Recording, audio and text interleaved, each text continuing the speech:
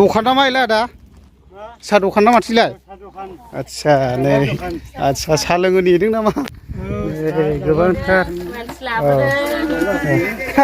लामा मोजां जाबाय माथो आब' मोजां जाबाय जोङो दासान्दि ओमफ्राय सिगां माबायदिमोन बे लामाफ्रालाय बिराद गाज्रिमोन ओमफ्राय दा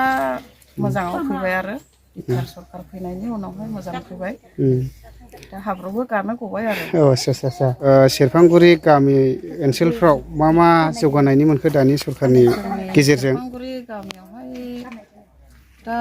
ICDS नि न' मोनबोनाय जाबाय ओमफ्राय बिदिनो लामा मोनबाय ओमफ्राय बिदिनो ग्रुपआवहाय 25,000खौ मोनजेननाय जाबाय सेल्फ हेल्पनिबो मोनदों ने औ सेल्फ हेल्पनि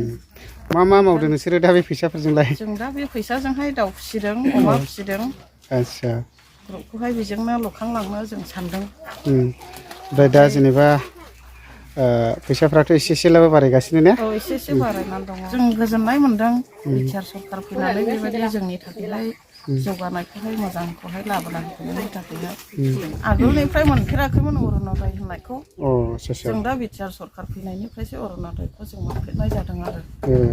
जोंनि थाखायहाय बिराद खामानि होदों आरो जों बेनिखायनो रोजा रोजा मोजां मोननाय जादों स्टुडेन्टफोरनिफ्रायबो मोननायखौ आंबो बिराद रोजा रोजा साबायखर होनाय जाबाय स्टुडेन्टसफोरनिफ्रायबो मोनदों नामा गियान सोरां बिथांखि ना मा होनोमोनलाय दा लोगोफोर सेरफांगुरियाव फैनायजों लोगोसे आदानाव हाबफैबाय आङो नै गया ओरैबायदि बागान जाजोब्बाय नै ओरैबायदि गिदिर